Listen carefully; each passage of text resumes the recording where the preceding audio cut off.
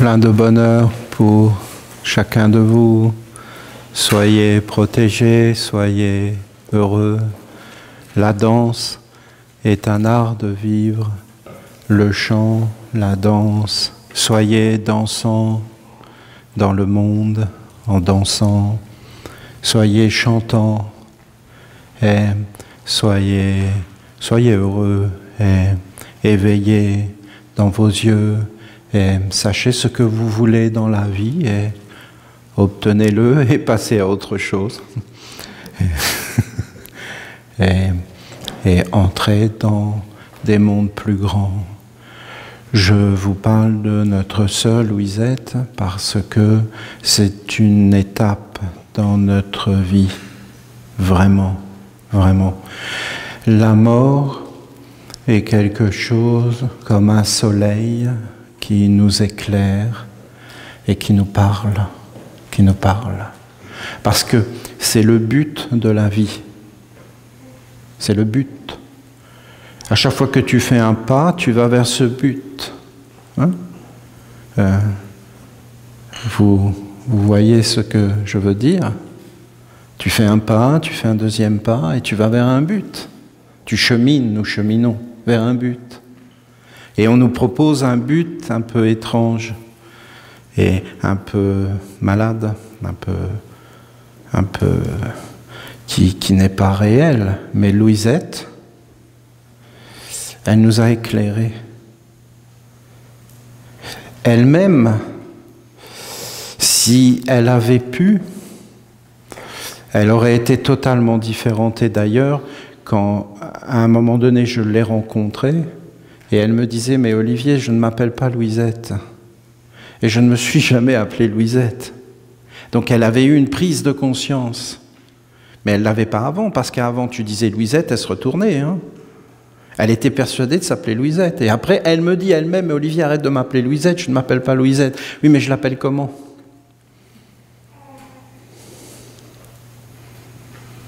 Et vous avez un message de la mère qui lui a répondu.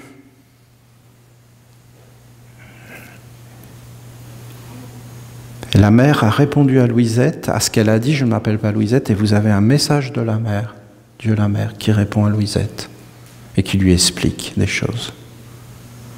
Et que c'est très important de savoir qui tu es, de te connaître. Pas ce qu'on dit de toi, hein, mais toi, de te connaître toi. C'est la base de tout.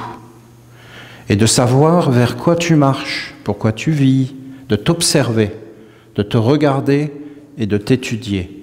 Tu dois être le premier livre que tu dois lire. C'est toi, c'est ton livre. C'est toi, tu es un livre. Tu es un livre empli de sagesse. Il n'y a pas de mal quand il y a la lumière. Le mal arrive quand tu ne sais pas lire, quand tu n'es pas éduqué, quand tu es ignorant. C'est pas parce que tu sais lire des livres que tu les comprends. Et c'est pas parce que tu sais lire des livres dans le monde des hommes, c'est-à-dire de ceux qui aujourd'hui s'appellent des hommes, et qui ont pris une éducation et ces choses, et ce n'est pas une critique sur eux. Ce n'est pas parce que eux, ils te disent que tu sais lire chez les Esséniens. Et définitivement, je vous parle de la force. Et il faut que vous m'entendiez, les Esséniens sont à part. À part.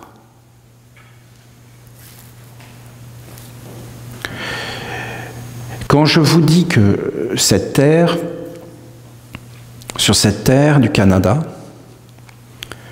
il y a des anglophones, mais il y a des Québécois. C'est réel, c'est pas une blague, c'est pas... Les Québécois, ils existent et ils veulent exister. Et ils ont leur façon de voir, leur façon de vivre, qui est très agréable d'ailleurs, et qui enrichit la communauté canadienne. Et vous avez les autochtones. Et ils sont différents.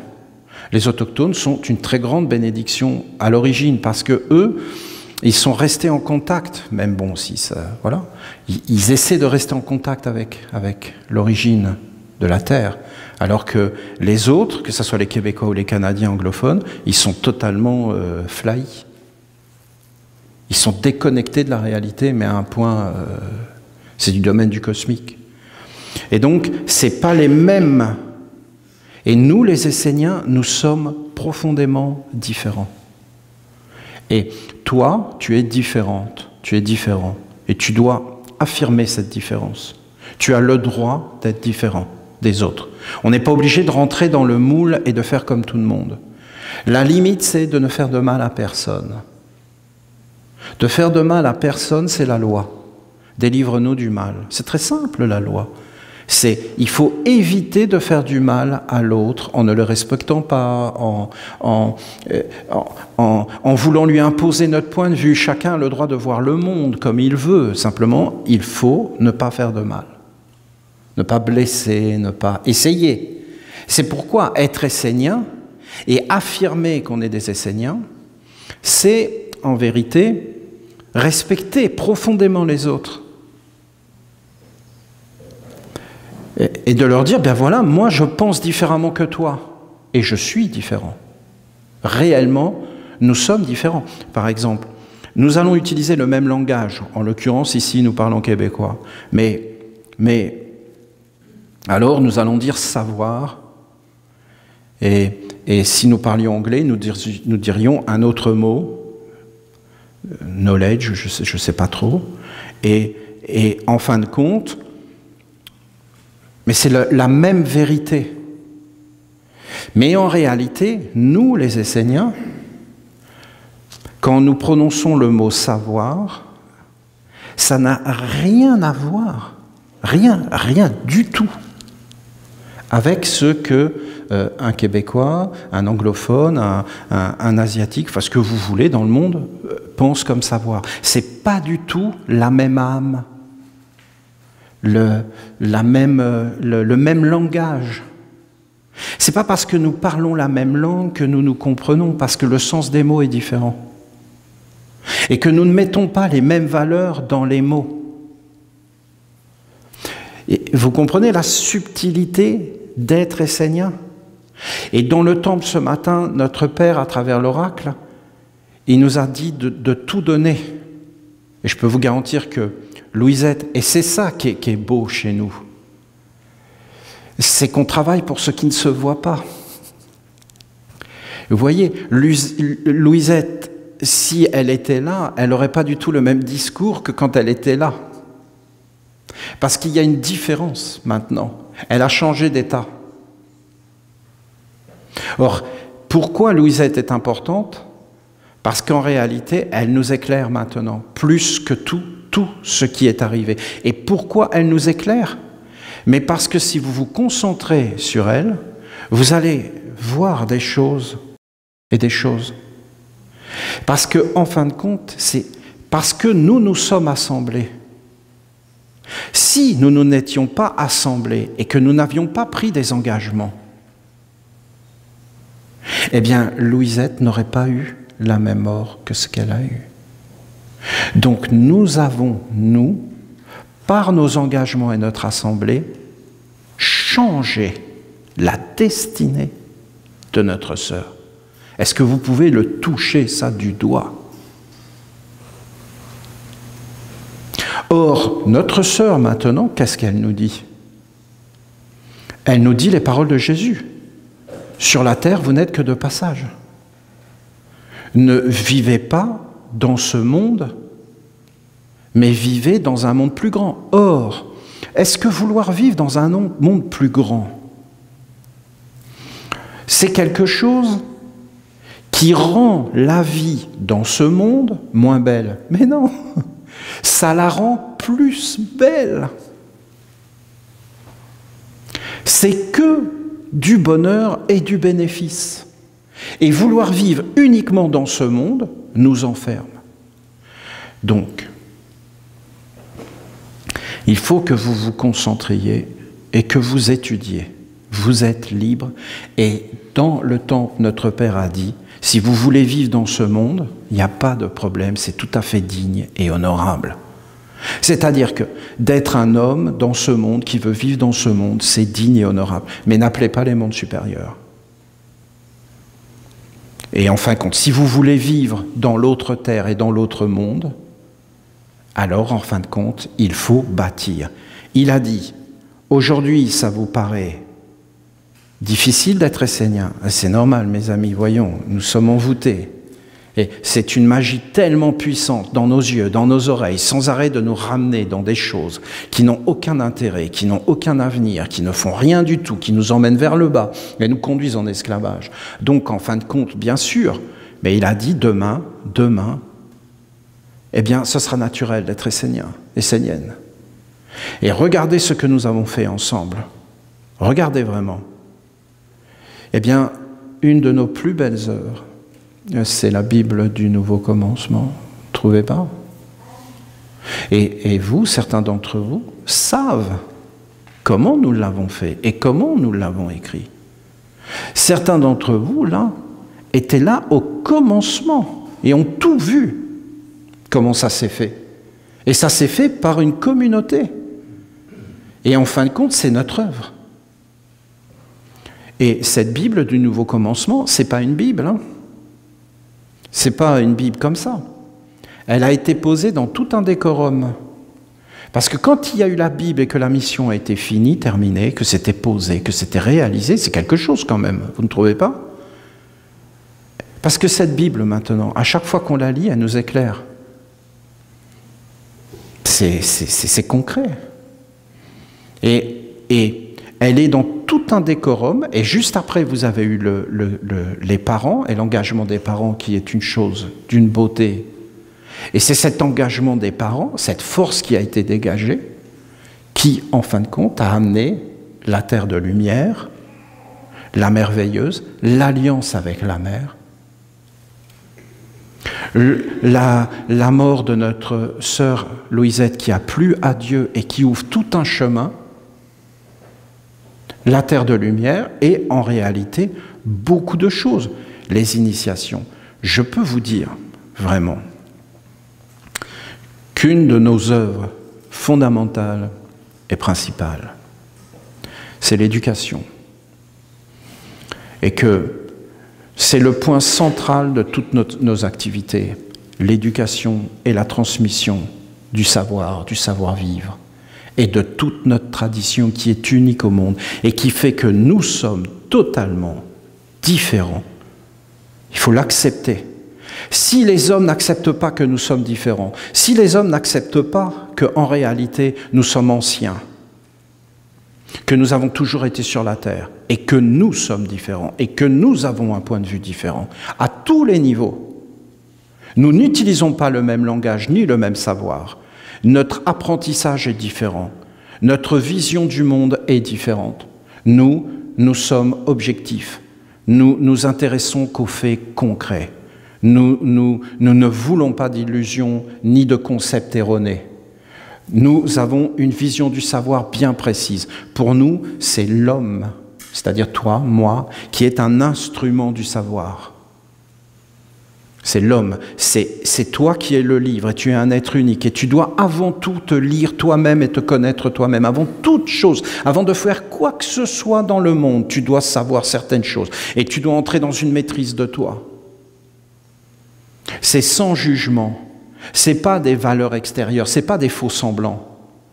Nous, en fin de compte, pour nous, le mensonge est quelque chose de grave parce que le mensonge apporte le malheur.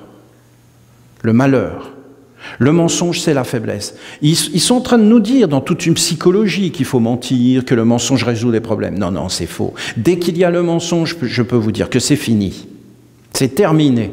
Il n'y a plus rien à dire, tu seras asservi, tu seras en esclavage. Et c'est des mondes sombres, car nous, les Esséniens, nous proclamons qu'il y a des mondes sombres, que ce n'est pas grave en soi, que nous ne sommes pas contre, que nous ne sommes pas en guerre, que nous ne sommes pas dans des croisades, que nous n'avons pas à redresser le monde. Jésus lui-même, qui était un merveilleux Essénien, qui a mis notre enseignement et notre tradition dans la gloire, a dit « Le plus grand parmi vous sera un serviteur ». Et l'homme a été créé comme un serviteur. Soit c'est un esclave, et donc c'est un serviteur, inconscient, et abusé et usurpé, ou alors il est un serviteur des mondes supérieurs, et il n'y a pas à tricher. Ça se voit, parce que les mondes supérieurs sont harmonie, sont la paix et sont toutes ses forces. Alors, je vous dis, être essénien, c'est très très simple. Ce sont des rites très très simples. Vous avez la naissance, vous avez 7 pas à faire, vous avez le retournement du cœur, parce que le cœur, pour nous, est quelque chose de fondamental, de très important. Les valeurs du cœur, de parler du cœur, de tourner son cœur vers Dieu, d'entrer dans son cœur. Vous avez l'Évangile, la Bible du Nouveau Commencement, ça c'est le fondement. Vous avez le culte de la lumière. D'entrer dans la ronde des archanges, nous avons des principes qui sont l'étude, donc l'éducation. Tu dois t'éduquer. Pour nous, un humain qui vient du monde des hommes n'est pas éduqué, pas du tout. Il doit passer au toilettage, il doit passer au Karcher, il doit être nettoyé et il doit être recentré et rééduqué. Pour nous, un être humain ne sait pas marcher, ne sait pas regarder, ne sait pas penser, ne connaît rien, il est dans l'ignorance. Comment ça s'appelle? Ça, c'est un éléphant. Hein? Ok. Ok, et ça c'est quoi? Ça c'est un arbre. Il ne connaît pas un éléphant, il ne connaît pas ce qu'est un arbre, il est dans des illusions de savoir. On lui a dit, repeat after me, what's happened in picture 1? What's happened in picture 1? Repeat after me. Et il repeat sans arrêt, il repeat, c'est toute sa vie, il repeat, what's happened in picture 1? What's this? It's a cat. A cat, yes, a cat. Ah, it's a cat. Mais est-ce que tu sais ce que c'est qu'un chat? Est-ce que tu le sais réellement? Est-ce que tu sais ces choses? Non, tu passes à côté. C'est des surfaces, tu ne connais pas. Connaître, c'est être, c'est vivre. C'est être un chat. Si tu es un chat, est-ce que tu peux être un chat? Oui. Tu dois être un chat, tu dois être un arbre, tu dois être l'eau. Mais sinon, on est enfermé. Donc mais est-ce que c'est possible? Oui, c'est une éducation vers le savoir. Et c'est un autre savoir. C'est une qualité d'être, pas d'avoir. Et je vous dis, c'est une vie plus grande que la mort. Qu'est-ce que la mort? C'est une identification à ce qui n'est pas. Voilà, vous avez la formule. Vous avez la formule mathématique de la mort. Une identification à ce qui n'est pas. Un mensonge. Et à partir de ce moment-là, un mensonge, à un moment donné, ça s'arrête. Et une vérité, ça ne s'arrête jamais. Ce qui a une limite, c'est le mensonge. Ce qui n'a pas de limite, c'est la vérité. La vérité est éternelle. Les hommes parlent d'évolution. Pour nous, c'est juste une illusion. Il n'y a aucune évolution. Et si l'évolution, c'est d'avoir des téléphones portables, où est l'évolution? Il n'y a pas du tout de progrès là-dedans. Le progrès, c'est d'aller vers l'immortalité, vers la maîtrise. Et si en plus tu as un téléphone, ben voilà, mais si tu n'en as pas, ça ne change rien. Et d'ailleurs, tu n'en as pas, parce que vous comprendrez par le futur que ça va être quelque chose de terrible, cette histoire-là. Parce que ça va aller déformer les ondes et tout ça. Le cerveau, les maladies qui vont apparaître. Mais voyons, tout le monde le sait. Tout le monde est au courant, hein. Et c'est pour ça qu'on arrête. Non. Pourquoi? Parce qu'un esclave, il n'a rien à dire. Il fait ce qu'on lui dit. On lui dit, tu vas aimer les téléphones, il aime les téléphones. C'est un poison, ben c'est un poison. Et on t'empoisonne dans la nourriture, alors ici, c'est affolant. Hein. Eh bien, on t'empoisonne. Les maladies augmentent et alors, trouver des médicaments. Et donc, vous avez tout ce monde qui est là. Ce n'est pas un monde essénien. Nous ne pensons pas du tout de cette façon-là. Alors, comment on est un essénien? En fin de compte, c'est assez simple. On est un essénien parce que on va monter sur le tapis qui est là-bas. Voilà. Et bien sûr, le mettre là-bas, ça ne va pas faciliter le truc. Hein.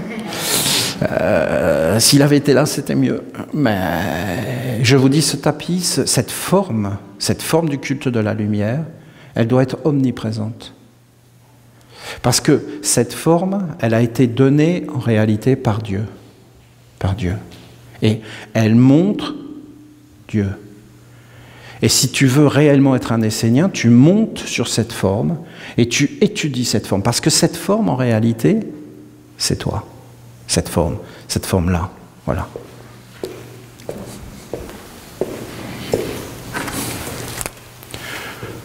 Dieu, la lumière, entouré de tout son royaume. Le pupitre avec la Bible, c'est-à-dire le pupitre, la table, l'offrande, l'hommage. Le cercle de la ronde des archanges purs, c'est-à-dire le monde des anges. Des anges. Les deux gardiens, c'est-à-dire la discipline, la règle, le travail sur soi, la discipline. Le triangle des invocations, voilà, le triangle des invocations, le commencement des problèmes, de sortir de la règle, de sortir de la discipline, de sortir de l'équilibre, d'entrer dans des illusions, des croyances. Tout est possible, c'est le monde de l'eau. La statue du recyclage, en fin de compte, l'homme dans son corps, avec ses pensées qui sont les hommes, ses sentiments qui sont les animaux. Donc les animaux sont en moi. Cette forme de Dieu, c'est en réalité la forme parfaite qui éclaire tous les mondes. Les animaux, les végétaux, la volonté, les pierres, les actes. Quand j'agis, je suis une pierre. Quand je veux, quand je désire, je suis en réalité un animal. Vous voyez, c'est Dieu, lui, elle, c'est Dieu. Cette forme, c'est Dieu, vous voyez, c'est Dieu. Là, je suis dans le corps. Mon corps, que vous voyez, est recyclage. Il ira au recyclage. Mais autour de mon corps, à l'intérieur de mon corps, qu'est-ce qu'il y a dans mon corps? Vous avez les 4 corps. Vous avez un corps d'action. Je vais agir dans ma vie. Je vais vouloir, désirer. Quand je veux, je suis une plante. Je vais avoir des sentiments. Je vais être empli de rêves, de couleurs tout autour de moi. Je suis un animal. Je vais penser. Je suis un homme. Une femme. Je vais penser dans la guerre, dans l'avidité. Je vais penser dans la grandeur, dans la splendeur. Je pense dans la grandeur, dans la splendeur. En réalité, j'entre dans le triangle des invocations. Je suis entouré de toutes les forces, de toutes les influences qui sont autour de moi. Je suis un être influençable. Non, t'es pas influençable? On te dit une parole, tu es blessé. On te dit une autre parole, tu es content. Tu es dans la félicité. Tu dépends de ce qu'on te dit. Tu n'as aucune stabilité. Tu ne sais pas qui tu es. Tu es dans une illusion de toi-même. C'est des mensonges. Celui qui t'a éduqué est mauvais. Il ne t'a pas éduqué pour te libérer, il t'a éduqué pour t'asservir et te rendre esclave. Je te dis une parole, tu pleures. Je te dis une autre parole, t'es joyeuse, t'es heureuse, t'es heureux. Qu'est-ce que c'est que cette histoire? Qui décide? Qui fait quoi? Qui dit les choses? Et il doit y avoir un centre, et vous avez les 2 sages. Et vous avez la porte au milieu. Et vous avez tout un monde à observer. Ces 2 sages te disent, il y a le monde du jour, le corps, et le monde de la nuit, les rêves, les images oniriques. Ces 2 mondes, jour, nuit, sont représentés ici. Ce monde-là est un monde d'illusion. Le monde des anges, c'est le monde des faits concrets. Le monde ici, dans lequel nous vivons, là, nous, c'est la réalité. Qui fait la réalité? C'est toi.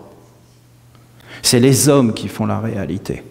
Nous conduisons les mondes en esclavage ou dans la lumière en fonction de ce que nous sommes et de notre éducation. Si nous sommes asservis, nous conduisons tous les êtres dans l'asservissement. Nous sommes asservis. Et les hommes sont asservis par des forces et des influences. Vous n'avez qu'à regarder ce qu'ils font aux animaux, à la terre, et après, il y a beaucoup de choses. Et après, vous avez des êtres qui vont se lever, qui vont dire « Oh non !» Attends, j'essaie de les appeler. « Oh non, c'est pas gentil. C'est pas gentil, vous n'êtes pas gentil. Vous faites du mal. Il faut maintenant vous reprendre. Il faut payer plus d'impôts pour hein? Il faut payer maintenant, il faut être encore plus esclave. Hein? Non, non, je dis non. » Et là, tout le monde est là. Ben oui, c'est non, voyons. Mais c'est non à quoi? Pas parce que quelqu'un dit non qu'il faut dire non. C'est l'intelligence qui doit gouverner le monde. L'intelligence. Et l'intelligence, elle est en toi parce que tu es formé pour la capter. Mais comment tu veux capter l'intelligence dans un monde d'illusions et de bêtises? Il faut traverser ces mondes. Seuls les anges sont intelligents. L'intelligence, tu dois aller la chercher dans un monde supérieur. L'amour est un fait concret. La sagesse est un fait concret. D'être privé de sagesse et d'amour est un fait concret. C'est concret. Après qu'on s'invente des mondes, parce qu'on ne veut pas respecter les lois de l'amour et de la sagesse, de la vérité et toutes ces choses, et qu'après on vive comme des esclaves et des mendiants, et qu'on soit asservis, c'est une réalité. Toutes ces choses sont des réalités, c'est écrit là. Donc être un Essénien, c'est très simple. D'abord, c'est de dire « je suis un Essénien ». Donc qu'est-ce que c'est un Essénien? C'est quelqu'un qui est humble, qui s'incline, qui veut apprendre, qui veut travailler sur lui, qui veut étudier, être dans la dévotion envers le savoir supérieur et pratiquer les rites, donc là c'est ce que je suis en train de faire, et participer à l'œuvre. Je vous dis, notre œuvre principale, c'est l'éducation. J'entre dans le triangle des invocations, j'entre dans les mondes invisibles qui me gouvernent. Et là, je m'observe et je regarde. Je suis devant les deux gardiens. Il y a une règle, une discipline. Je respecte la règle et la discipline que nous ont enseigné les archanges. On va dans le temple, silence. Règle, discipline. Immobilité, règle, discipline. Il y a des lois, il y a des règles. Je leur obéis. Je leur obéis non pas par asservissement. Je leur obéis parce que ce sont des lois justes, vraies, qu'elles éclairent, qu'elles rendent libres. La liberté ne se négocie pas, mais la liberté doit être offerte à Dieu en fin de compte. Offerte à l'intelligence et pas en fin de compte à la bêtise. La bêtise, l'hommerie reste dans le monde du recyclage et ce qui entre, c'est la pureté, c'est la clarté. Et donc, c'est l'alliance avec les anges. J'entre dans la ronde des archanges. J'entre dans la ronde des archanges. Je vis avec un ange. Je fais l'offrande à Dieu. C'est une vie plus grande que la mort. Bon, d'accord? Alors, qu'est-ce qu'on a fait? Alors, essayez de comprendre. Essayez de regarder notre histoire, où il fallait rebâtir tout ce monde. Eh bien, vous aviez un être qui entrait dans la ronde des archanges. Voilà. Il entrait dans la ronde des archanges. Mais essayez d'imaginer son aura.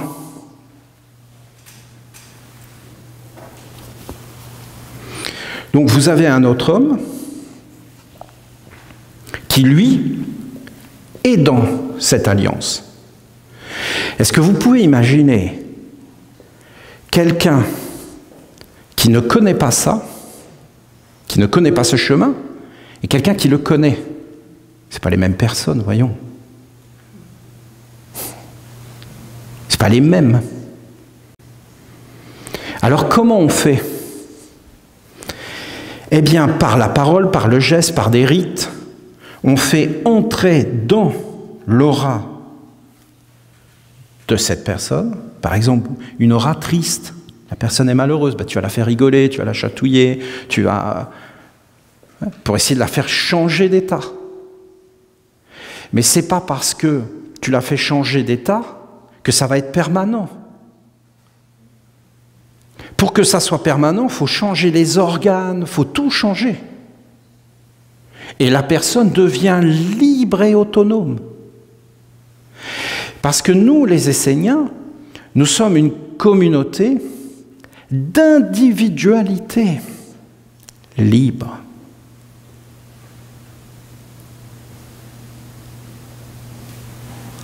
Et ça peut paraître banal, mais...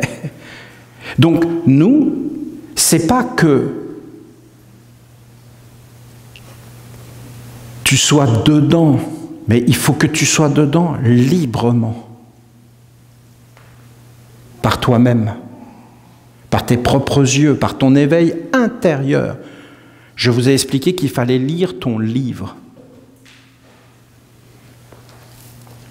Donc, en réalité, au début, comment ça se passait ? Le commencement de la ronde des archanges, c'est ça. On était un groupe d'amis. On allait dans les Pyrénées, des montagnes dans le sud de la France.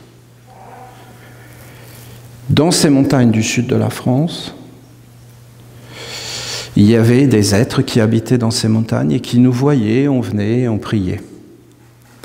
Ces êtres nous ont parlé de la nouvelle Pâque. Je pense qu'il y a des textes dans nos archives de tout ça. Et ils ont dit, voilà une nouvelle Pâque. On était des amis. Et c'est quoi cette nouvelle Pâque ? Bien, cette nouvelle Pâque, ça dure 1 an à Pâques. Vous tracez un cercle, ils ont commencé à nous expliquer. Vous mettez les noms des anges dans le cercle. Vous mettez 2 bols à l'extérieur, 2 bols. Dans un bol, vous mettez de la terre. Le bol de la terre et le bol de l'eau. Parce qu'avec l'air et le feu, vous entrez dans des mondes supérieurs. Vous mettez 2 bols et dans ces bols, vous prenez un défaut que vous avez, une contre-vertu, vous la mettez dans le bol et vous l'emprisonnez au nom de Dieu. Et vous mettez le cercle et vous sortez plus du cercle. On ne savait pas que c'était la ronde des archanges. Hein. C'est comme ça que ça s'est fait. Et pendant 1 an, toutes les lunes, vous allez rentrer dans le cercle. Et vous allez vous observer et vous allez enlever cette contre-vertu de votre corps. Ben, je peux vous dire que ça, c'est pas de la philosophie. Et que ceux qui ont fait ça, alors si vous échouez au bout d'1 an, cette contre-vertu reviendra en vous 7 fois plus forte. Donc concrètement, t'es asservi et ta vie est foutue. Pour parler clair. Hein. Et donc, c'était une sacrée discipline. Et nous la faisions à plusieurs et nous entrions. Ça a été le commencement, ça a été la première ronde des archanges. Et elle était déjà fondée sur enlever des contre-vertus qui nous dirigeaient. Votre serviteur a fait cette discipline. Donc je peux vous en parler, mais je ne suis pas le seul. Hein. Il y en a d'autres qui auraient beaucoup de choses à vous dire, parce qu'ils l'ont fait. Vous savez, dans la vie, c'est quand tu fais les choses que tu les connais. Et donc, en fin de compte, qu'est-ce qui s'est apparu ? Il est apparu toute une science. De quoi ? Mais que ce n'est pas nous qui vivons. Moi, par exemple, la première contre-vertu que j'ai pris, le défaut que j'avais, que j'ai voulu enlever, que j'ai voulu offrir, bien, au début, j'étais persuadé que c'était moi. Mais à force de l'enlever, ben, j'ai vu que ce n'était pas moi du tout. Alors, je suis qui ? Qui je suis ? Si je crois à une chose et que je ne la suis pas, alors qui je suis ? Louisette nous dit, je ne me suis jamais appelée Louisette, mais toute sa vie, elle s'appelait Louisette. Alors qui elle est ? Et quel est son nom ? Voilà les vraies questions qu'il faut poser. En fin de compte, la contre-vertu venait. Après, j'ai vu que la contre-vertu, elle était réelle, qu'elle était vivante, que j'arrivais à l'enlever autour de moi. Voilà. Et il y en a d'autres qui ont fait les mêmes expériences. Et à la fin, tu changes ton corps. Oui, mais ce n'est pas simplement de dire à une contre-vertu de plus venir dans ta vie. Il faut vraiment verrouiller la porte par où elle passe. Parce que sinon, elle revient. Il faut que tu verrouilles, il faut que tu changes tous les organes, il faut que tu changes ton corps, ta façon de regarder, ta façon d'être. C'était la première ronde des archanges. Après, il y a eu la ronde des archanges où, en fin de compte, les hommes qui entraient dedans devaient prendre un ange et vivre avec un ange. Et en réalité, on a tout de suite mis des anges, et les êtres prenaient des anges, la sagesse, l'harmonie. Mais pourquoi on a fait ça? Est-ce que c'était une alliance avec un ange? Mais non, pas du tout, voyons. C'était en réalité des êtres qui avaient un contact avec ces mondes ici angéliques et qui mettaient dans l'aura de la personne l'ange. Et nous avons ouvert un chemin à travers ça. L'ange de la bonté. Ah, la bonté! La bonté du monde des hommes. D'être bon, d'être gentil. Non. Non, tu es dans des concepts, des esprits, des croyances. Tu es réellement dans des croyances fausses et illusoires sur la bonté. Mais il faut bien commencer, alors nous t'associons par la magie et nous créons des images mentales, des forces, et nous prononçons des paroles pour commencer tout doucement à t'éveiller et que tu marches sur le chemin d'un ange et de t'associer avec un ange. Après, quand vous regardez avec le temps, qu'est-ce que nous avons fait? Nous avons dit, bien maintenant c'est l'ange de la ronde des archanges et après il va falloir t'individualiser. Et maintenant, quand tu rentres, tu prends l'ange de la ronde des archanges. Et là, nous vivifions ces formes pensées dans les mondes des influences pour qu'en réalité, tout doucement, ça commence à entrer en toi, éveiller des organes et commencer à t'éveiller. C'est une éducation en réalité. Parce que dès que tes yeux se portent sur quelque chose, que tu commences à étudier, ça te transforme de l'intérieur. En réalité, au bout d'un moment, tu rentres dans les formations, tu fais tes 4 corps, tu commences à travailler tes sens. Là, c'est quelque chose. C'était quelque chose avant.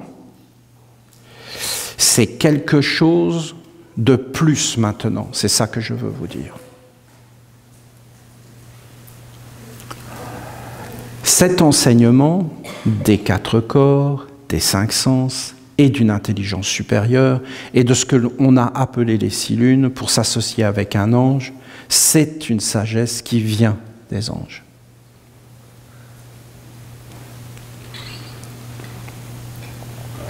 Il se trouve qu'avec le nouveau village de la lumière, nous sommes dans une victoire encore plus grande et dans une précision encore plus grande.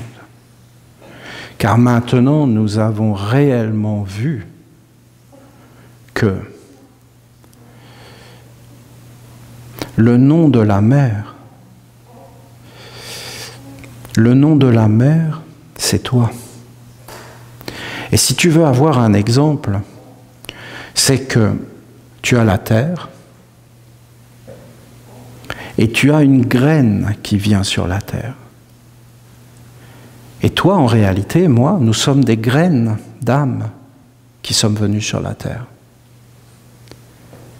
Et après, tu as ce qui est fondamental. Fondamental. Une racine. Une racine. Il faut que tu saches qu'il y a dans ta vie une racine de toi, de ton être, que tu es. Comment tu fais pour trouver cette racine? Si tu trouves cette racine dans ta vie, si tu la trouves, si tu trouves réellement quelle est ta mission, qui tu es, qu'est-ce que tu as à faire sur la terre, mais tu as une force phénoménale.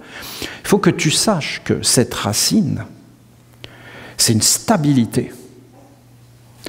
Est-ce que dans ta vie, des fois, tu n'es pas déstabilisé? Bien sûr, bien sûr.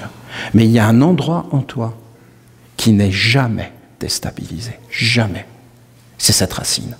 Parce que si tu perds cette racine, il n'y a plus rien. Tu ne peux plus vivre sur la terre. Tu es déraciné. La racine, la profondeur. Quand Jésus disait « Va prier ton Père » dans le secret, c'est-à-dire dans l'intimité, dans le cachet, dans ton être le plus profond, là où il y a la racine de ton être, de ta vie, de ton existence. Voilà. Je sais que personne ne parle de ces choses, donc je sais que ce n'est pas évident, mais en réalité, c'est le fondement même de la vie. Parce que de nous détourner de notre racine, c'est nous rendre faibles. Et les yeux, toutes ces choses vont vers tous les mondes. Mais en réalité, tu dois voir ce qui est stable en toi. Et c'est avec ce qui est stable en toi, inébranlable, de te connaître profondément. Et on appelle ça le nom de la mer, en réalité. Parce que le nom de la mer est associé avec cette racine, c'est très proche. Et vous voyez, maintenant, nous commençons à être beaucoup plus capables, beaucoup plus posés et capables. Avant, nous étions en train de débroussailler. Nous étions en train d'ouvrir un chemin au milieu d'épines. Et donc on se blessait et on faisait tout comme dans une urgence. Tandis que maintenant, on commence à se poser. Ça prend du temps, des années de travail, des années. Regardez la somme de travail accumulée et faite par une communauté. Et donc maintenant, on commence à se poser. Et je vous dis que le chemin devient plus clair. Tu dois trouver ta racine. Tu dois savoir qui tu es. Toi, tu es un être unique. Ce n'est pas ma racine, ce n'est pas la racine de l'autre, c'est la tienne.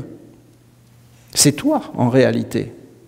Et là, une fois que tu as trouvé ta racine, quelque chose qu'on ne peut pas t'enlever, quelque chose qui ne peut pas être touché, quelque chose qui te rend stable. Parce que dans la vie, on a besoin de stabilité. On n'a pas d'être des girouettes. Vous avez énormément de psaumes, d'archanges qui parlent de ça. Et si on est vraiment éveillé, mais on a un côté girouette.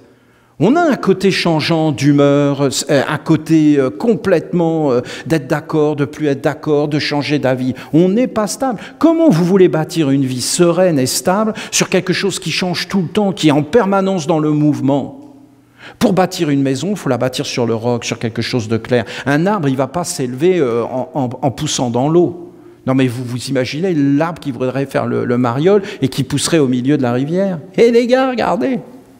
Ben voyons, il n'aurait aucune stabilité, il ne pourrait pas vivre, il ne peut pas vivre. Même le nénuphar, il va chercher dans les profondeurs. Elle s'enracine. Et cette racine, si vous entrez dans une plante, elle est d'abord cachée. Elle ne la montre pas, c'est le cachet. Va dans le cachet. La plante, elle montre tout, mais pas la racine. Tu coupes la plante, elle repousse. Tu coupes un arbre, il repart, il recommence. Pourquoi? Tu le déracines, c'est fini. Quelle est ta racine? Le nom de la mer. Et ensuite, quand tu as le nom de la mer, alors, tu vas vers l'ange. Avec cette force, cette stabilité, rien ne peut te détourner. Tu traverses les mondes, des influences, des pensées. Va contrôler les pensées, tu ne le peux pas. Va contrôler les mondes qui viennent vers toi, tu ne le peux pas. C'est toujours en train de venir. Et les humains s'intéressent à tout un tas de choses, mais jamais à l'essentiel, c'est-à-dire à eux-mêmes. Il y a de se regarder eux-mêmes. C'est toutes les opinions du monde qui viennent vers nous. C'est un océan qui est sans arrêt alimenté et posé sur le pupitre pour alimenter un autre monde. Vous voyez, nous, les humains, nous sommes faibles.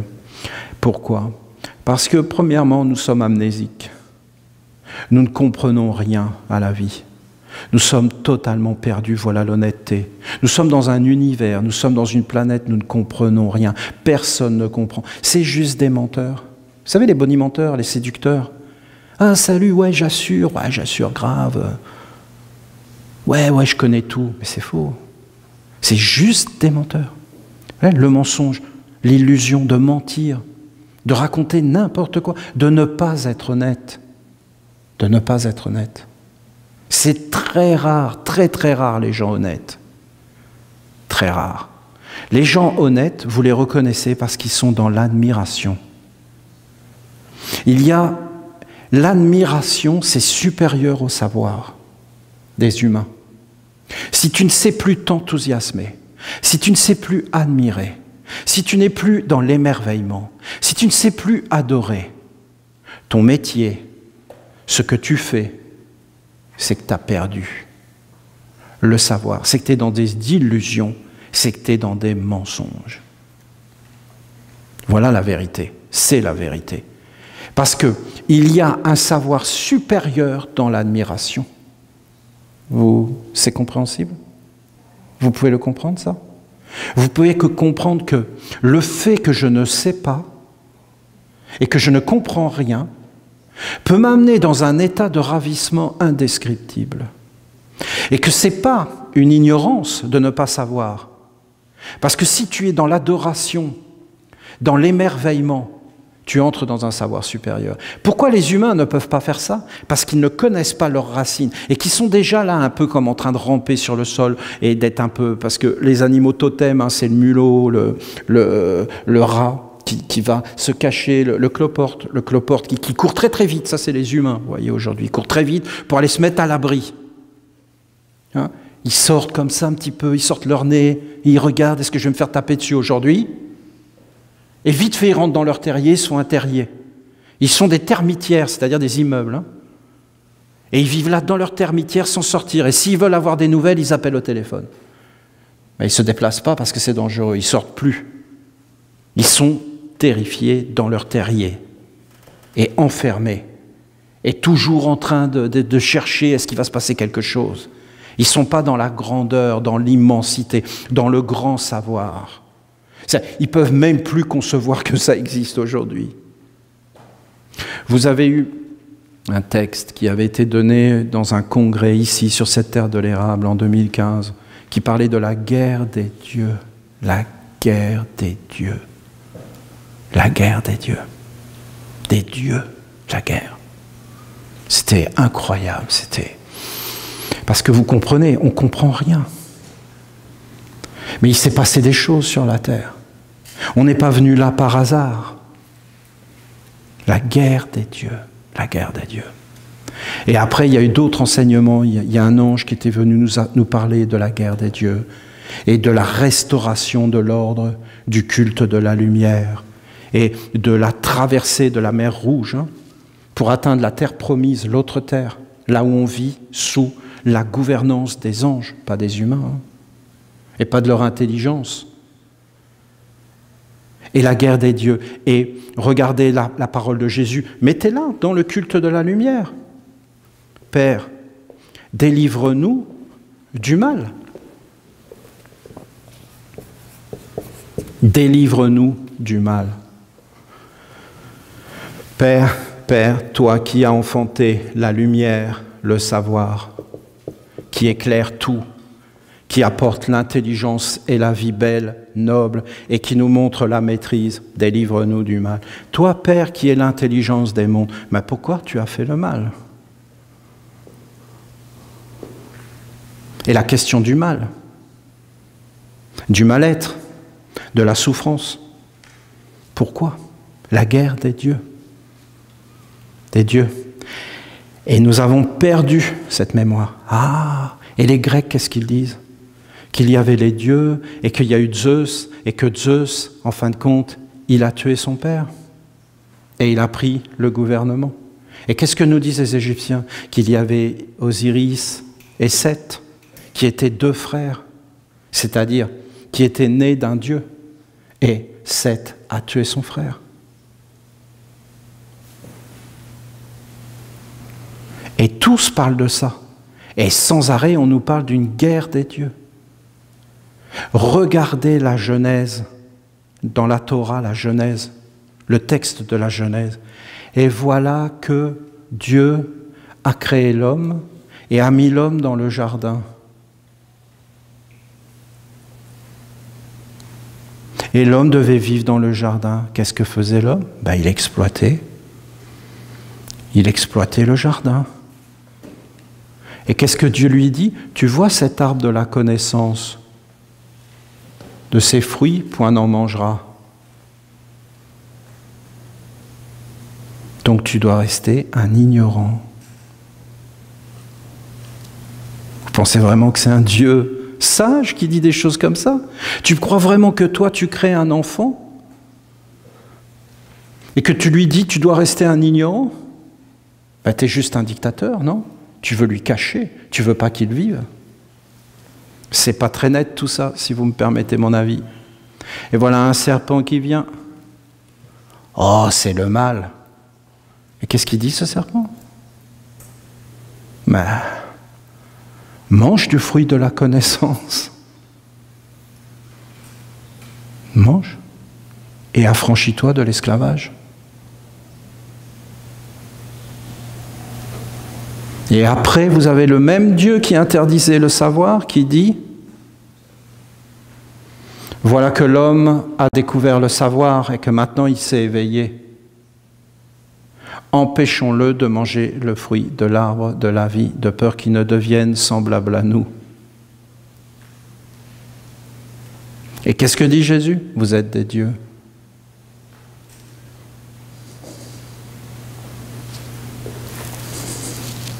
Délivre-nous du mal.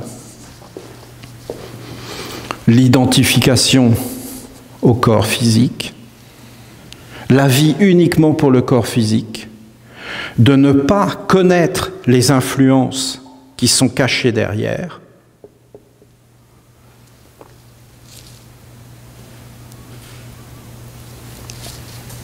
la discipline sacrée et les mondes supérieurs.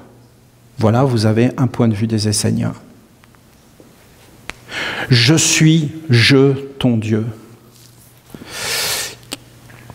qui te libère de l'esclavage et de la maison de servitude. Il n'y a pas de plus grand esclavage que d'être ignorant.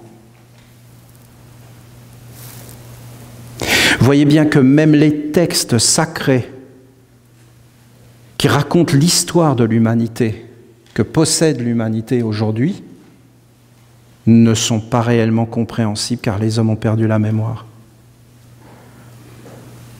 Et que ces textes, en fin de compte, parlent de choses qu'en réalité, il y a une guerre des dieux et que nous, les hommes, nous avons été créés pour être des esclaves. Et c'est d'ailleurs pour ça, et de servir, en fin de compte, des mondes. Et si vous le regardez, bien vous le verrez, un Essénien le voit, ça. Et qu'en réalité, Jésus a dit, le plus grand parmi vous sera le plus grand serviteur et que nous devons aller servir le Dieu de la lumière et pas le Dieu des ténèbres. Si vous regardez ces choses, qu'est-ce que vous voyez?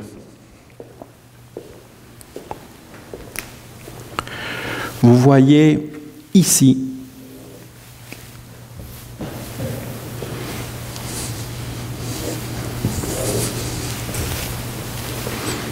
la lumière, éternelle, immortelle. Et vous voyez ici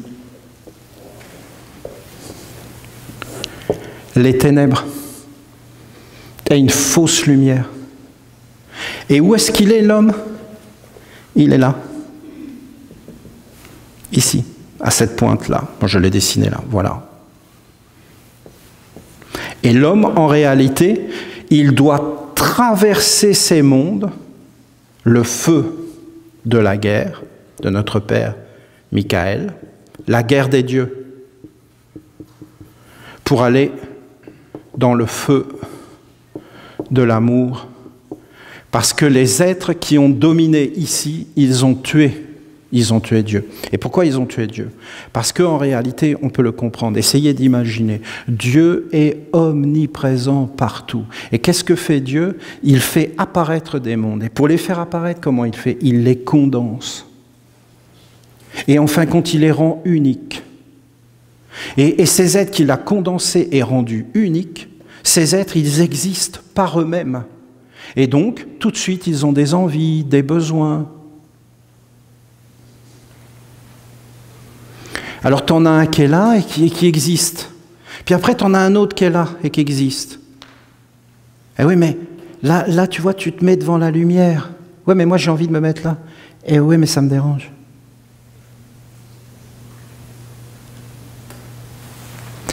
Oui, mais tu vois, tu mets la musique à fond. Et moi j'ai envie de dormir. Ça me dérange. Vraiment, tu m'énerves.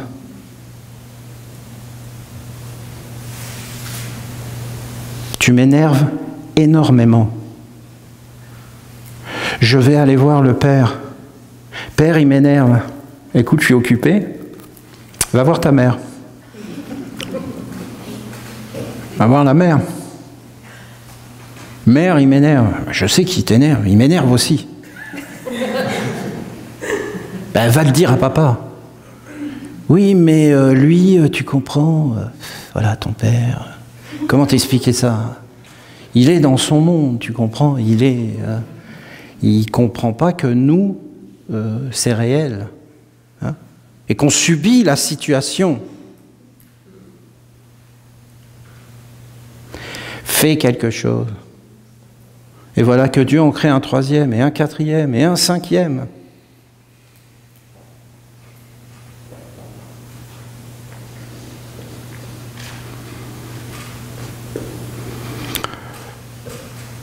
Je ferai ce que j'ai décidé. À partir de ce moment-là, il a tué Dieu. Vous comprenez? Mais Olivier est en train de nous parler de notre vie. Mais bien sûr, on a tout cet héritage en nous. Nous vivons dans ce monde-là. Et ces êtres, après, ils ont dit, bon ben voilà, le Père, on oublie. Et maintenant, c'est nous. Parce qu'il ne règle pas nos problèmes. Donc, on va, nous, les dieux, régler notre problème. Et comment on va régler? On va aller exterminer et prendre le pouvoir. Et donc, qu'est-ce qu'ils ont fait?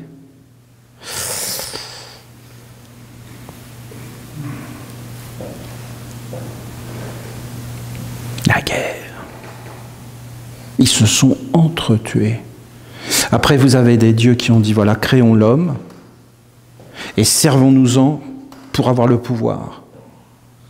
Et après, vous en avez d'autres qui ont dit, mais c'est une honte, il faut les éveiller, il faut les guider. Et écoutez bien toutes les paroles de notre Père. Et cette mémoire, elle n'est plus. Il y a eu des déluges. Et tout ça est effacé. Et nous, maintenant, on est perdus. Et on doit en réalité retrouver ce qui éclaire le monde, ce qui lui donne du sens, de l'intelligence, et qui nous montre qu'on a une vie plus grande. Alors tu fais ça, tu vois, et tu as le dessin que j'ai fait. Et tu vas voir qu'il y a une voie du milieu, et tu vas voir que là, c'est les ténèbres, il y a la digestion, il y a tout un tas de choses, et qu'en dessus, c'est la lumière. Mais ça va devenir une lumière trompeuse, comme des mensonges, comme des choses fausses, comme des croyances illusoires. Alors tu vas emplir ta vie de croyances, mais c'est pas réel. Et en fin de compte, tu dois vraiment avoir ce chemin d'aller vers un monde supérieur par des visualisations, par des éveils. Et en fin de compte, en te construisant un corps pour traverser ce monde des ténèbres qui gouvernent en fin de compte et qui conduisent les humains en esclavage. Et après, ils conduisent les animaux, les végétaux et ils profanent parce que dans le fond, ils sont fous de rage. Et qu'en fin de compte, eux, c'est la guerre. C'est la guerre, la révolte. Et si vous regardez les humains, c'est sans arrêt ces énergies-là. Vous n'avez qu'à regarder. Et aujourd'hui, ils ont comme des présidents dans leur monde, c'est-à-dire des rois, hein, des dieux qui les gouvernent. Parce que je peux vous garantir que quand vous avez ces êtres-là qui disent quelque chose, vous vous inclinez. Ils vous disent de mettre un casque en vélo, vous mettez un casque. Et sinon, vous avez toute leur force qui arrive et qui te force à mettre le casque.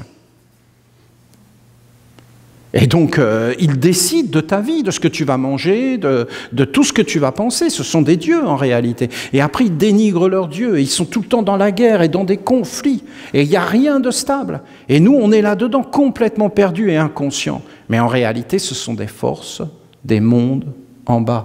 Nous, les Esséniens, nous devons vénérer les dieux. Et tous les dieux. Ça ne nous regarde pas, la guerre des dieux. Mais en réalité, nous devons aller vers les mondes supérieurs et restaurer l'ordre, l'harmonie et la divinité de notre Père et de cette sagesse qui a guidé nos ancêtres, même s'ils ont perdu la lumière à un moment donné, Il y a comme une filiation, vous voyez, nous essayons de la retrouver. Je vous ai expliqué. Et en réalité, ce sont ces mondes-là. Et les êtres se sont armés. Parce que comprenez-moi bien, ce n'est pas possible de vivre sur la terre dans un corps. Ce n'est pas possible. Et quand tu commences à vouloir quelque chose qui est impossible, c'est fini. Tu dois vivre dans la subtilité, dans la poésie, dans la beauté, dans les mondes supérieurs et donner le moins possible au corps. Et en fin de compte, tu dois vivre dans des mondes supérieurs. Il n'y a pas d'autre solution. À votre avis, comment deux êtres qui se détestent vont trouver un terrain d'entente? Par des mondes supérieurs? Ou alors sinon, c'est quoi? Eh bien, ce sera celui qui sera le plus violent, le plus rusé, le plus sournois, qui va emporter. Donc, dans un monde où il n'y a plus l'autre terre, automatiquement, ce sera le plus rusé, le plus cruel, le plus sournois qui gouvernera.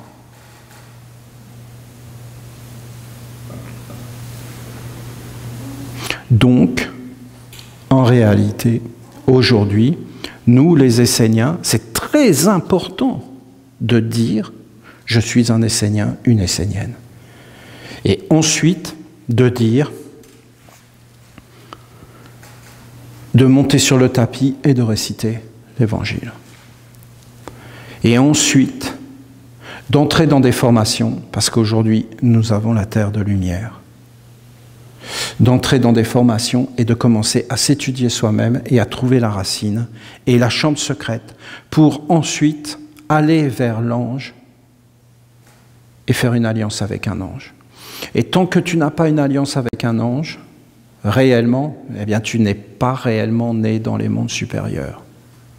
Parce que si tu regardes, tu as la porte de la pyramide en haut, du triangle d'en haut, et pour rentrer dans cette porte en haut, eh bien, tu dois passer par un ange. Nous, les Esséniens, définitivement, nous voulons vivre avec les anges dans la clarté. Pas comme disent les anges gardiens, toute leur féerie, tous ces êtres qui sont dans des illusions de concepts positifs. Hein. Mais c'est des illusions. Car tu dois vraiment regarder, analyser et te positionner. Et après, il y a beaucoup de techniques, que je ne peux pas tout dire ici, mais il y a tellement de choses qui ont été dites. Hein. Ce que je veux vraiment vous dire, c'est qu'aujourd'hui, c'est une victoire phénoménale. Parce que, comment nous faisions? Au début, nous disions, voilà, nous avons des obligations, nous devons ouvrir ce chemin, alors voilà, tu vas prendre un ange. Mais après, nous avons vu que c'était difficile. Alors nous avons dit, très bien, ce sera l'ange de la ronde des archanges, et tu dois avoir l'obligation d'étudier toutes ces choses. On était dans la création. Maintenant, le discours va être, tu te formes, tu rentres dans la formation des 6 lunes, tu fais tes 4 corps, tes 5 sens, tu trouves ta racine, ta force, ta stabilité à toi. Par exemple, ta force, ta racine, c'est que dans toutes les circonstances de la vie, tu vas vouloir prendre soin. Et ça s'enlève jamais. Tu peux être dans des épreuves, toujours tu vas vouloir prendre soin. En réalité, ça veut dire que c'est le nom que tu portes. Donc, maintenant, tu travailles, tu le découvres, tu commences à travailler, tu regardes tes sens, tu vas voir qu'il y a plein d'êtres qui viennent autour de toi, qui t'influencent, pour toujours te déstabiliser. Ne nous soumets pas au tentateur. Pardonne l'offense, donne le pain, tu es au niveau des anges, et enfin quand tu commences à nourrir les mondes supérieurs, sur la terre comme au ciel, voilà les 2 terres, que ta volonté soit faite, l'ange du prendre soin. Donc en fin de compte, nous irons dans le sens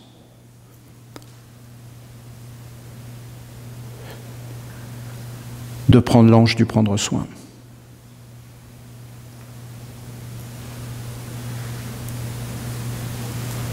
Vous comprenez? C'est plus n'importe quel ange. On va tout harmoniser et équilibrer. En fin de compte, quelque part, nous allons amener l'œuvre plus grand et plus posée. Parce que, essayez de visualiser ce que je vous dis. Si vous avez des hommes qui sont bien éduqués et bien formés, qui sont éveillés et conscients, qui ont trouvé leurs racines, leur corps, qui savent pourquoi ils sont sur la terre. Pas parce qu'on leur a dit, hein. Ils le savent, eux, par expérience. Ils l'ont vu, ils l'ont touché, ils l'ont goûté. Ils se connaissent, ils connaissent leurs racines. Ils ont le nom de la mer. Ils savent qu'ils sont venus pour ça. Ils ne savent pas parce que je vous dis, c'est quelque chose de philosophique, de religieux, du domaine de la croyance. Non, ils le savent parce qu'ils le voient tous les jours maintenant dans leur vie, parce qu'ils sont éveillés, parce qu'ils sont clairs. Très difficile de parler des expériences, vous voyez, parce qu'il faut les vivre, point final. Il faut réellement se déplacer et aller dans la terre du jardin pour faire les initiations de la mer, je vous parle clair. Hein. Être avec elle, et en fin de compte, ça va tout changer. Après, il faut faire ces 6 lunes et aller réellement avec un ange. Et là, qu'est-ce qui va se passer? Quand la personne fera les 6 lunes, elle le fera avec son être intérieur. Et par exemple, si c'est le prendre soin, si c'est la bonté, eh bien, ce sera l'ange de la bonté du prendre soin qui viendra dans cette racine, dans cette terre, dans le cachet. Et là, mes amis, lorsque nous aurons les 144 anges avec des porteurs d'anges sur la terre, avec des mains, des yeux, alors en vérité, nous aurons fait apparaître quelque chose que tout le monde pourra voir et goûter. Je peux vous garantir que si les humains voyaient la vraie bonté, qu'ils voyaient toutes ces choses, qu'ils étaient apaisés, que la guerre, le feu de la guerre serait éteint, les humains n'auraient pas du tout les mêmes préoccupations et ils verront enfin que c'est nous qui faisons le réel sur la terre. Et que quand on va vers le chemin du faux savoir, de l'ignorance, du mensonge, des apparences, de la mort, de l'illusion, eh bien on est asservi. Et que si on veut être libéré, personne ne sera libéré en vivant uniquement dans un corps. De nous avoir fait croire que nous étions des corps, et uniquement des corps. Maintenant, va enlever cette suggestion. C'est omniprésent. C'est de nous conduire dans la déchéance. C'est fermer les mondes et c'est amener automatiquement la guerre. Parce que je peux vous garantir que si on est des corps, on ne sera jamais d'accord. Parce qu'il y en aura toujours un qui voudra se mettre là et qu'il n'y en a qu'un seul qui peut se mettre là. Parce que le problème des corps, c'est qu'ils ne peuvent pas être tous ensemble au même endroit, ce qui n'est pas du tout le problème des âmes. On peut être tous ensemble au même endroit quand on est des âmes, mais pas quand on est des corps. Quand on est des âmes, on peut réellement se rencontrer. Quand on est des corps, jamais. 2 corps ne peuvent pas se rencontrer. Ils se touchent, mais ils ne se rencontrent pas. Ils sont toujours enfermés dans leur monde. Et même quand ils se touchent, on ne sait pas s'ils se touchent vraiment, parce qu'ils se touchent eux-mêmes à l'intérieur, emprisonnés dans leur monde, leurs fantasmes et tout ça. Et quand il se réveille, en fin de compte, il est en train de toucher une otarie. Et qu'elle a ouh. Mais non, mais c'était pas ça que j'avais voulu. Ben oui, mais tu t'es marié maintenant. Ah ben zut. Ben oui, mais tu es à l'intérieur, tu vois pas la réalité. Ben maintenant, tu l'as, la réalité. Ça ne vaut pas la peine de quitter ce qu'on aime. Alors, vous comprenez? Ça ne fonctionne pas, leur histoire. Et c'est fait exprès que ça ne fonctionne pas, puisque c'est un monde qui ne veut pas que ça fonctionne. Voilà, vous avez l'enseignement. Vous avez le nouveau chemin. Mais pourquoi je m'engagerai sur un chemin pareil? Parce que si tu es prisonnier d'une vie enfermée dans la mort, jamais tu prendras ce chemin. Il faut que tu respires, il faut que tu aies une vie plus grande que la mort. Et là, tu vas voir que tu ne vas pas voir les choses de la même façon. Peut-être c'est trop, hein, oui c'est ça, on me dit que c'est trop.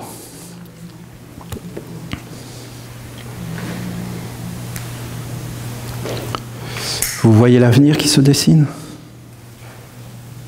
C'est une merveille, une merveille. Vous avez un être, c'est un ami. Il a trouvé qui il est. Il a trouvé sa racine, sa fonction, à l'intérieur. Il est sorti de plein d'illusions. Il est là. Il n'y a aucun jugement. On ne regarde pas le corps. Tout le monde a le droit de se tromper. Tout le monde a le droit d'avoir des défauts. On passe au-dessus de toutes ces choses. On regarde ce qui va apparaître dans le futur. Et en fin de compte, on fait vivre la bonté sur la terre. Vous savez que nous sommes comme les derniers. Vous savez que demain, les jeunes, là, vous voyez déjà nos enfants? Vous les voyez? Essayez d'imaginer les enfants de nos enfants. C'est fini, hein? Il n'y a plus de valeur.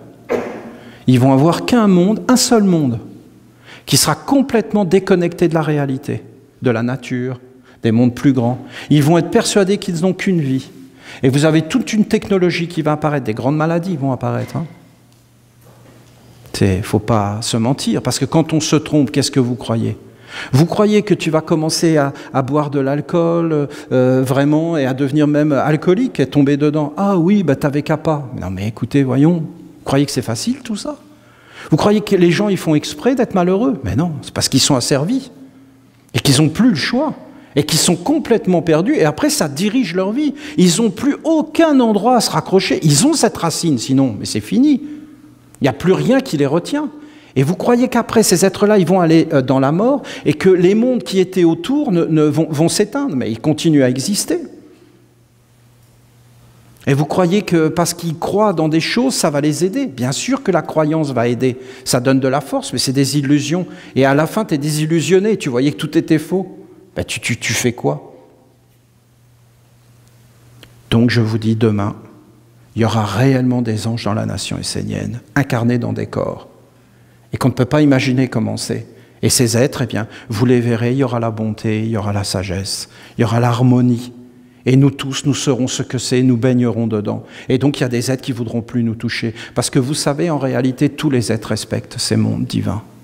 L'harmonie, la bonté. Et même les dieux qui sont rentrés en guerre et qui sont dans la furie et la rage. Hein, la haine. Ils savent que Dieu est Dieu. Et que l'harmonie est grande. Mais voilà, ils l'ont perdu. Parce que quand tu l'as perdu, tu l'as perdu. Hein. Quand tu as perdu quelque chose, tu l'as perdu. Hein. Tu ne sais plus où c'est, et tu ne sais plus comment faire pour le retrouver. Voilà. Comment on fera pour arriver à ça? L'éducation. Et je vous demande là, un instant d'éveil. Et de regarder que votre pasteur, parce que vous avez des moments de doute, hein, je le vois bien, hein. Qu'est-ce qu'il a été fidèle. Et regardez comment, étape après étape, il a fait tout ce qu'il a dit qu'il faisait et qu'il construit réellement le monde pour lequel, quelque part, vous l'avez mandaté, vous aussi. On est bien d'accord entre nous? C'est ce que vous attendez de moi. Et c'est pour ça qu'on est ensemble. Eh bien, regardez, vous avez les résultats et vous pouvez les voir. Même si je peux comprendre que ce n'est pas facile, hein, à accepter des fois. Car quand j'ai commencé à partir de cette terre, c'était pas facile. Mais regardez et vous voyez les résultats.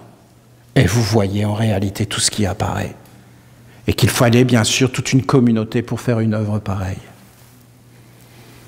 En fin de compte, c'est l'ange de la sagesse qui dit ce que je viens de vous dire, que maintenant, si tu veux vraiment aller vers la lumière, il faut que tu aies une alliance intime avec un ange. Il faut que tu vives avec un ange. Il faut qu'il y ait un ange dans ta vie. Il faut que l'ange soit réel. Il faut que l'ange soit clair. Il faut que tu fasses cette expérience. C'est une expérience intime qui t'est propre à toi et qui te renforce. Un ange, c'est pas un jugement. C'est pas quelque chose d'extérieur. C'est une intimité. C'est quelque chose d'intérieur. C'est un lien de bonheur, c'est quelque chose qui est proche de toi et de ta nature. Voilà, vous avez un peu même là l'enseignement de notre Père, hein, le feu de l'amour, le feu de la guerre. Vous pouvez faire des exercices. Je finis là-dessus, je vous le montre. Vous voyez, vous vous mettez là. En réalité, vous êtes devant vous-même. Devant vous-même. Vous êtes devant vous-même, devant le monde. Cette écriture, c'est une écriture divine. Vous êtes le corps. Vous êtes des cellules assemblées autour d'une semence. Vous êtes une racine. Vous vous élevez à travers votre volonté. Vous vous élevez à travers votre cœur. Vous vous élevez à travers votre pensée. Vous traversez le triangle. Vous êtes dans les deux gardiens, vous les touchez. Vous entrez dans le grand cercle de la ronde des archanges. Vous entrez dans l'offrande et dans l'hommage à Dieu. Et là, vous touchez votre être immortel en imagination. Vous redescendez et vous bénissez toute la structure. Maintenant, regardez. J'expire, par exemple. J'expire et j'entre dans la grandeur. Et j'ouvre le chemin. J'inspire et je fais venir vers moi. J'inspire, vous voyez? J'inspire. J'expire. Grand, grand. Je suis grand. Immensité, grandeur, splendeur. Je suis immensité, grandeur. J'inspire, je reviens vers le corps. Je bénis.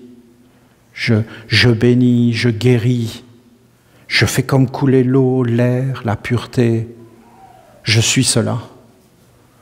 Ça te montre que tu es un être et que ton origine est divine et que tu es un être immortel et que tu dois t'associer avec des mondes de grandeur.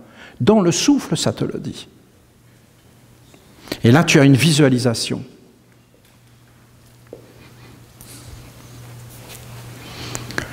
Réjouissez-vous, vraiment, nous ouvrons un chemin de beauté. Demain, vous aurez un être. Oh, je veux vivre dans la bonté, mais c'est ma vie. Ah, je suis malheureuse, je suis malheureux, mais dans le fond, c'est toujours la bonté. C'est la bonté.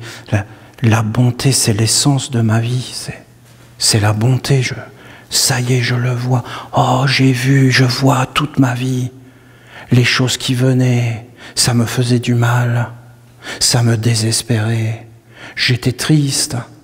Parce que toujours j'étais décalé. Toujours il y avait des aides qui venaient. Mais exactement, ils appuyaient sur les faiblesses que j'ai.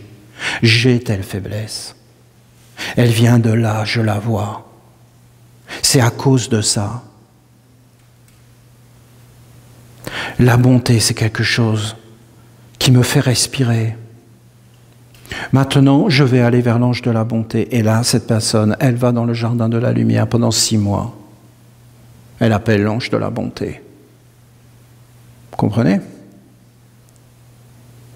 Au bout de 6 mois, elle a une alliance avec l'ange de la bonté. L'ange de la bonté passe à travers elle. Ça ne veut pas dire que toute sa vie quotidienne, elle va être dans la bonté, mais ça veut dire que l'ange de la bonté est là. Nous, les Esséniens, la bonté est avec nous. La sagesse est avec nous. Si nous ne prenons pas nos vies en main, il n'y aura plus de bonté sur la terre demain. Je vous le dis. Je vous le dis. Là, vous avez des gens gentils encore ici au Canada, au Québec. Demain, c'est fini.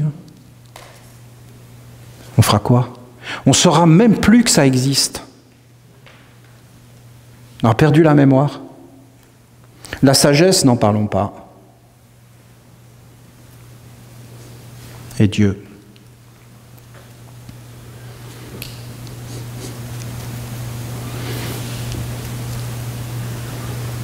On va aller jusque-là. On va aller jusque-là. On va former 144 humains qui après transmettront leur savoir et ainsi de suite, jusqu'à ce qu'on pose sur la terre ces mondes supérieurs.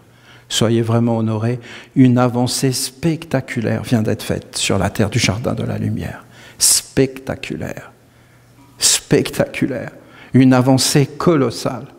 Une perfection. Nous sommes dans une victoire absolue, avec la bénédiction de tous les mondes. Les mondes ténébreux se disent, voilà, cela, de toute façon, voilà. Et les mondes de la lumière se disent, bénédiction et joie. Bénédiction. Nous n'avons aucun ennemi. Et notre règle est, aucune guerre. Aucune guerre. Aucune contre-vertu. Aucun ennemi. La bénédiction, l'amour, la guérison. Plein de bonheur, plein de lumière, plein de joie. Soyez emplis de feu et de douceur. Tout est feu, tous les arbres sont en feu. Je suis sorti du temple ce matin, je voyais le feu partout. Il y avait du feu partout, tout était en flammes. Tout était enflammé. Vous les voyez, les arbres, que c'est du feu? Hein? Ça se voit, hein? C'est du feu. C'est le feu qui a donné naissance. C'est tous des flammes. Tout est enflammé. Tout est beauté. Tout est grandeur et majesté.